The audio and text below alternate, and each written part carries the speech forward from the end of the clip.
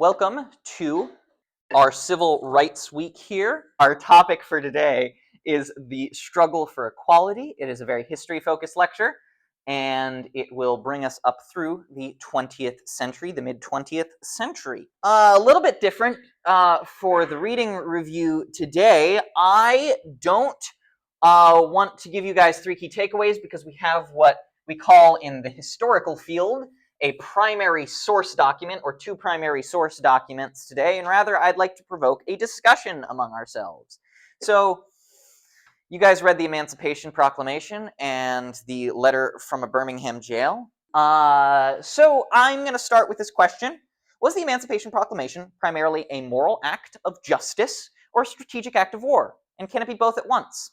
Explain. Let's talk about it.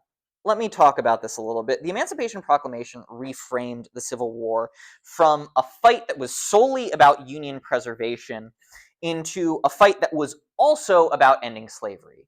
Up to this point, at least in terms of framing, from the Republican leadership of the United States government, it was solely about preserving the Union because they needed to get certain white, non-sympathetic to abolitionist people on their side. The Civil War was always about slavery. I want to make that very clear. But in terms of framing, up to this point, it was mainly about preservation for the Union. Importantly, as we talked about, the Emancipation Proclamation only freed slaves in states that were in open rebellion. And I think that this is key to showing it as a strategic function for the rebellion, right? Because Abraham Lincoln is trying to keep his very fragile coalition of slave-owning states that still are in the Union together with his other potentially radical abolitionist states that are in the Union still. At the same time, Lincoln starts to show his colors transitioning from a free soiler to an abolitionist by combining military necessity for this, right, to weaken the South's labor force, whoever said that, into a moral necessity in terms of potentially pushing off potential European allies for the Confederacy. Right? And he appeals to the considerate judgment of mankind and God's justice. He is using these kind of religious terms, which we see time and time again, particularly from Dr. King, which we'll talk about in Letter from a Birmingham jail, to appeal to people. The proclamation also opened the door, importantly, for African Americans to enlist in the Union military. And this is important because it tied their freedom directly to service to the nation. This is the first notion, the first document that actually views potentially African Americans as citizens of the United States. Because if they serve to fight for the Union, that is an act of a invested citizen. And most notably also, this is a bold assertion of executive authority, certainly not Abraham Lincoln's only during the Civil War, but a bold assertion of executive authority that we will see comes time and time again in the advancement of civil rights, particularly throughout the mid-20th century. Let's go into Letter from a Birmingham jail, and I think this is the more interesting one of the two, particularly because it's not taught as much. And I'm going to kind of frame this a little bit before we get into my discussion question for it. King's letter here is one of the most important defenses of civil disobedience in American history, and I include the essay Civil Disobedience by Henry David Thoreau in that. You heard it here first, folks. Henry David Thoreau was a hack. Ralph Waldo Emerson forever. That's funny to nobody in here, but I'll talk about it sometime if you want to talk about transcendentalism with me. He was writing to moderate white clergy who viewed his form of disobedience and his civil rights actions as untimely. And King, in response to this, explains that African Americans can't wait any longer for justice, and he insists most famously that injustice anywhere is a threat to justice everywhere. And he rejects the idea that outsiders should stay out of internal struggles.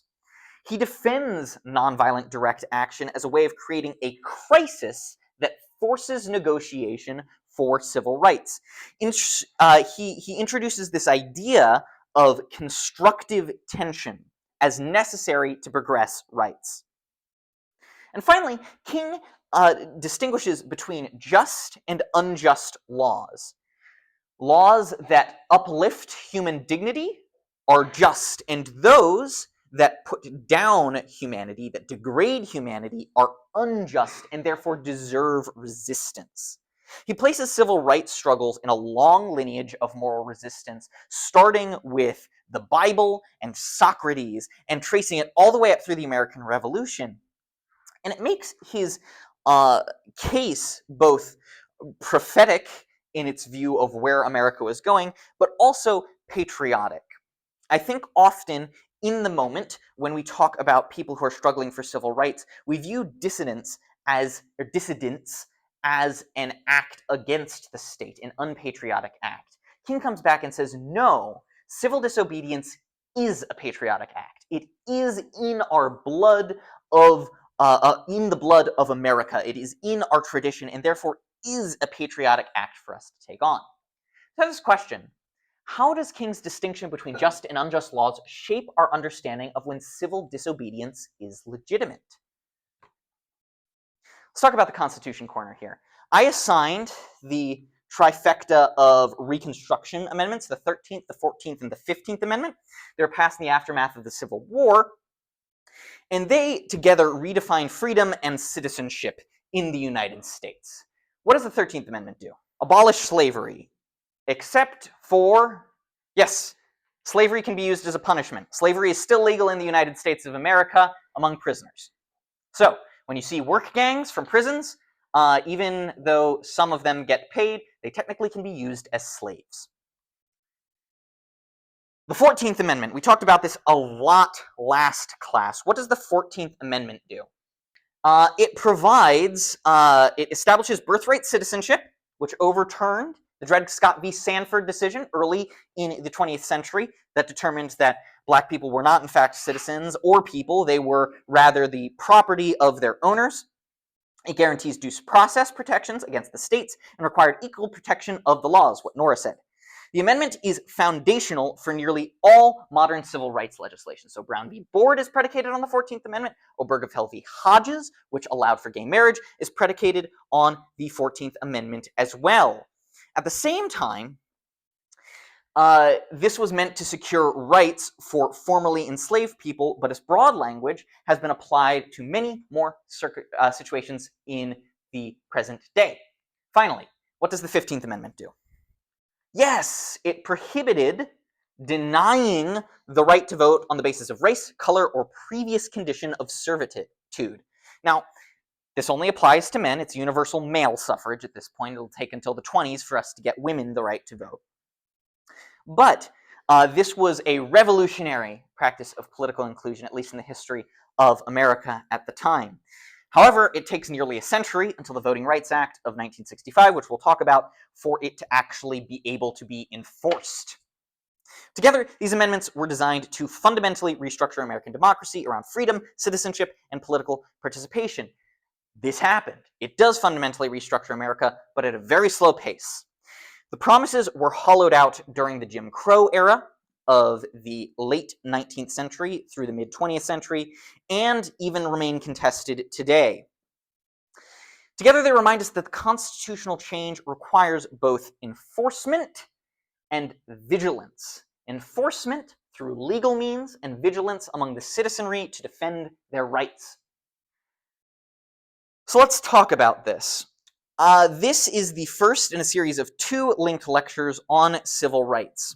While civil liberties are about limiting government power to protect individuals, civil rights are about ensuring equal treatment and participation in public life.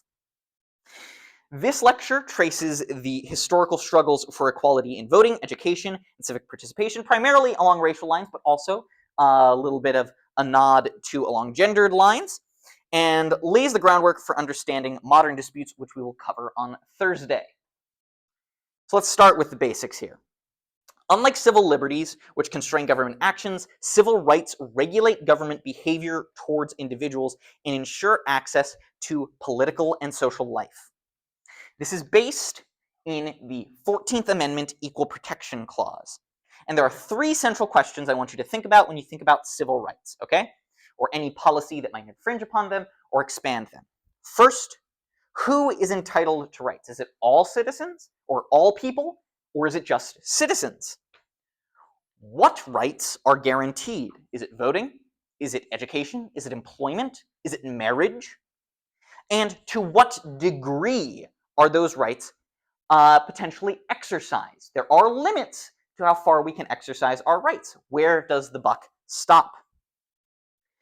Note, these three concepts aren't static. They evolve historically, as we'll see, and also are contingent on the current context of what we believe is acceptable and necessary. We can strip back rights, and we can also give more rights, as we have done time and time again.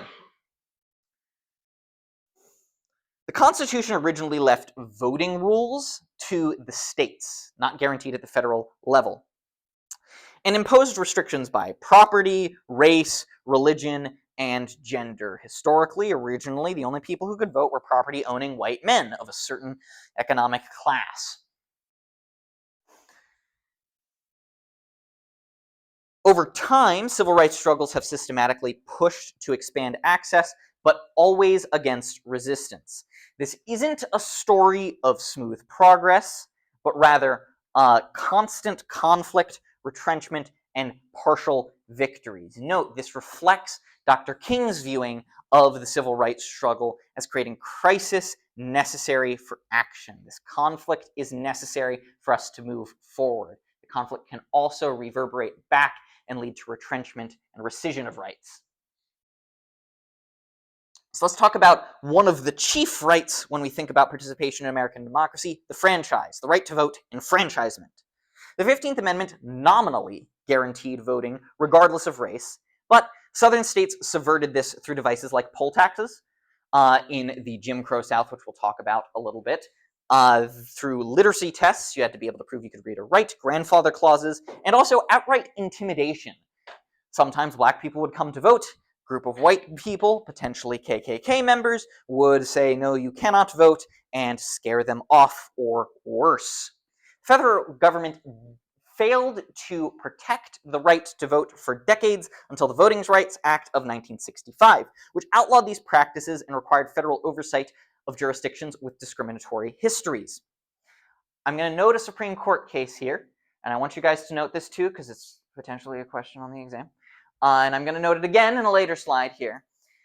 This, showing this ebb and flow, was drawn back in the 2013 Supreme Court case, Shelby County v. Holder, which stripped back some of the requirements for states to comply with the Voting Rights Act and lessened protections for individuals in historically discriminatory districts. We're going to take a brief break here from the racism to talk about sexism.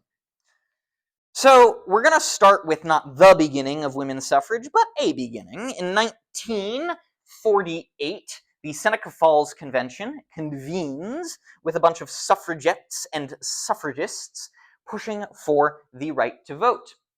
They push through this thing called the Declaration of the Right, or Declaration of Sentiments, which listed basically, we women believe we should have the right to vote, and also this position in society. Note that some Western states expanded suffrage pretty immediately as an early way to encourage settlement out there. There are some states, don't quote me on this, maybe Wyoming, whatever, that had universal suffrage from the beginning because they needed people out there to meet the requirements of a state, and they said, you know, if you come here, we'll guarantee when you become a state, you can vote. So they allowed suffrage to get people over there. National success only came with the passage of the 19th Amendment in 1920, which allowed for finally universal suffrage entirely. And this was only possible through the work of some grassroots organizations like the National Women's Suffrage Association. And I want you guys to note here that civil rights pushes are often examples of what we call collective action problems, basically trying to get groups together to act in their interests. I explained this a lot more in the lecture on Tuesday, as in next Tuesday. So don't worry too much about terminology I use, like free rider problems and stuff like that. I will go into that on Tuesday. But it's important to start thinking about these things as we transition more into political behavior. So this is a collective action problem. It took sustained mobilization, coalition building, and shifts in public opinion to overcome entrenched beliefs that cemented their exclusion from public life. Now, back to the racism. So the promise of equal protection was pretty much immediately gutted as Reconstruction failed. We get this era called the Jim Crow era that comes from, and I'm sorry for the alarming image here, a minstrel character that was popular named Jim Crow. If you don't know what minstrelsy is, look up. It's just blackface performances largely by white people. There's a great section in Percival Everett's Pulitzer Prize winning book, James, that explains it from a very personal level. I highly recommend you read that book. It's just a beautiful book. So Congress, during Reconstruction, passed a series of acts, including the Civil Rights Act of 1875, to ensure rights for formerly enslaved people, but slowly those rights got clawed back. In 1883, the Supreme Court strikes down the Civil Rights Act of 1875. And then in 1896, you have the case Plessy v. Ferguson, which cements the idea that there can be separate, segregated facilities for Black Americans and white Americans so long as they are equal, separate but equal. This is the era that we call the Jim Crow era. We're going to get to some hopeful stuff here. Brown v. Board is a landmark turning point, potentially the landmark turning point in the civil rights era here. The court declared that school segregation was unconstitutional, rejecting separate but equal philosophy from Plessy v. Ferguson. Separate is inherently unequal, the court says. However, there are limits to this. There are three caveats. It addressed only de jure, that's not my marker, it addressed only de jure segregation, which de jure segregation is legal segregation. That's laws that discriminate against people based on skin color. It did not deal with de facto segregation, which is social and economic discrimination by fact, by law. That's important to remember. And two, enforcement was slow and often resisted by the South. And three, it did not directly extend beyond education at first. Brown gave symbolic legitimacy to the civil rights movement, but lawsuits alone were insufficient. Collective political action from the people, as well as actual laws to enforce these rulings, were needed to force change. So let's talk about this collective political action. The civil rights movement is a story of overcoming collective action movements. Participation was risky, okay? You're facing arrests, violence, economic reprisals, but millions mobilized through churches, student groups, and local organizations. We're going to ignore the free rider problem here. So the courts in Brown v. Board and other cases we've talked about provided legal tools, while mass protests like sit-ins, freedom rides, and marches created national pressure. And this culminates in the famous March on Washington, which symbolized the synergy of grassroots mobilization and institutional action here, right? That is kind of typifying the climax of this push for civil rights in the 60s. If you don't know what the March on Washington was, it's where MLK gave his famous "I Have a Dream" speech. Note here that legal rulings were not enough to push this kind of progress through. You needed mass political movement and legal action, which we'll get into. So we have the court cases, we have the grassroots movement. Now let's talk about the third piece of the puzzle, landmark legislation. And you get to see some fun pictures of LBJ writing things. So the Civil Rights Act had a sweeping scope. It outlawed segregation in public facilities, it banned employment discrimination and discrimination in education, and it gave the federal government authority to cut funds to institutions that discriminated on the basis of race. This was a revolutionary expansion, once again in the tradition of Abraham Lincoln, of federal power to protect rights. And this is the legislative component to Brown v. Board. It moved this principle of desegregation from a court tradition, from the court canon, into enforceable law. So this is giving teeth to the 14th Amendment. The Voting Rights Act of 1965 then gave teeth to the 15th Amendment. Federal officials could register voters in discriminatory jurisdictions, and states with histories of racism had to seek federal approval for election law changes. This is what's called preclearance. It also banned literacy tests and, as I said, pushed for oversight of election changes. When I talk about preclearance, this is what was stripped back in Shelby v. Holder in 2013. The preclearance requirements in that Supreme Court case that are important to know, because you might get a question about it on the midterm, were stripping back preclearance requirements. So let's talk about some big takeaways here. Civil rights are about ensuring equality of treatment, not just liberty from government, right? We're transitioning away from civil liberties and into civil rights here. Their expansion has always required conflict, whether that's between institutions and citizens, between states and federal government, or more importantly, between exclusion and inclusion. Changes come when law and grassroots mobilization work together, as seen in the Civil Rights Act and the Voting Rights Act. And I want to end by stressing that these gains remain contested. As liberties evolve, so do struggles over equality. We see the groundwork laid here for these modern issues that we face today, right? We see the same kinds of issues brought up again, but in a slightly different color through affirmative action, or through LGBTQ rights, or through immigration, or even beyond that.